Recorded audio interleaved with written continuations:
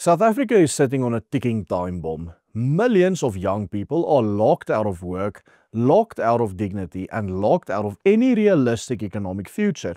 And their numbers are rapidly increasing every single year.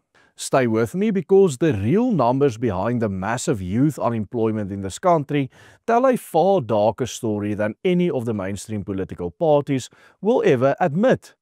And it will reveal why there is virtually no hope for especially young black South Africans to find any form of employment in the future. You see, South Africa's formal non-agricultural unemployment rate declined for every single quarter over the past year and now even sits at the lowest level it has ever been since the end of 2010. This means that even at the height of the COVID-19 lockdowns in 2020 and 2021, more people were employed in South Africa than there are today.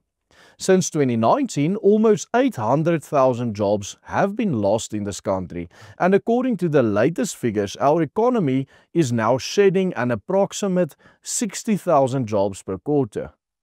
Today, there are around 10.5 million people employed in the formal non-agricultural sector in this economy, which is roughly the same number as the final quarter of 2010, while more than 15 years ago. The problem, however, is that 15 years ago, the South African population was just under 50 million people, compared to over 63 million today. Over this period, the working age population of South Africa has increased by an estimated 11 million people, or around 7.5 million people if you only count those who are actually entering the job market actively. What this means is that just to keep unemployment at the current level, not only to have it increase even more, the South African economy needs to create more than 500,000 jobs every year.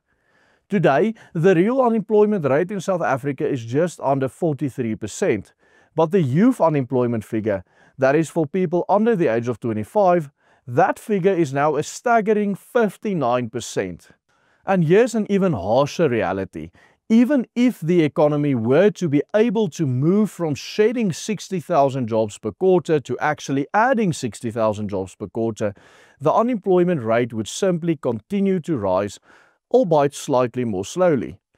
But the twist in all of this is that despite 140 laws discriminating against mainly white South Africans, despite all the harsh BEE punishments, and despite the fact that the entire system is rigged against people like the Afrikaner and other minorities, the demographic group most affected by this absolute disaster are, believe it or not, black South Africans.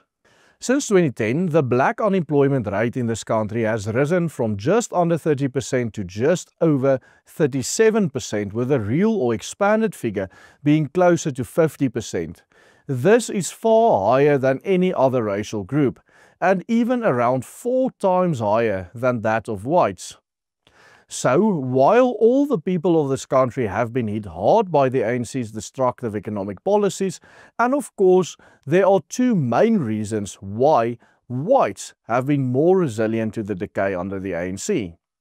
Firstly, they turned to entrepreneurship. Whereas in the past, most high-earning whites worked for a salary, today the vast majority of high-earning whites are self-employed.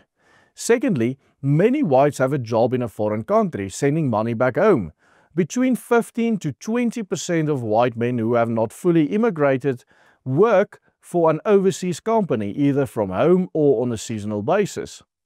The facts are every single racial group became poorer under the ANC, but black South Africans have just been far less resilient to the decay that the ANC has brought. Before even considering the individual hardships that accompany the life of poverty caused by unemployment, this level of unemployment represents a systemic failure of the economy itself. No society can remain stable when nearly half its working age population is excluded from productive economic life, year after year, with no credible path to recovery or absorption into the labour market. The hard reality today is that young black South Africans have virtually zero hope of finding a job in South Africa in the future. And the consequences of these levels of unemployment are devastating and far-reaching. Entire communities are trapped in a permanent economic stagnation, where households survive on social grants rather than wages, and where young adults are unable to form families, buy property, or build any form of long-term economic security. This entrenches intergenerational poverty. Children grow up in homes where no one works, normalizing dependency and eroding the social fabric that sustains the stability of society. When millions of young people are excluded from the productive economy, frustration inevitably turns into anger, and anger becomes a tool that opportunistic political actors always exploit. The result is, of course, a vicious cycle. My concern is these companies, they are not many, and they might take maybe 500 people. And what about other youth? And you have a government that's reluctant, that's not willing to even do anything. You find them in tenders, in mafiaism, fighting for things, but they are not even willing to fight for the young people of South Africa to get employment. On the other hand, increasing numbers of young, educated and skilled black South Africans could also begin to look beyond South Africa's borders to faster growing African economies with lower unemployment, expanding private sectors and fewer ideological constraints on hiring and entrepreneurship. Countries such as Botswana, Namibia, Rwanda, Kenya, Mauritius and parts of West Africa could in future increasingly be seen by young black South Africans as places where ambition is still rewarded and where work, not political connections to the ANC, determines your success in the economy. In a recent video, we highlighted how BEE has not only failed to benefit black South Africans, but it has also actively contributed to making their lives worse. We show that in the rise of black unemployment in the country is actually directly proportional to the amount of BEE laws the government had passed. Check out our full report on that study by clicking on this link appearing on your screen right now. And do consider supporting our work by becoming a paid member of the Willem Petzer Group. Only with your help are we able to make videos of this quality every single day. Goodbye and God bless.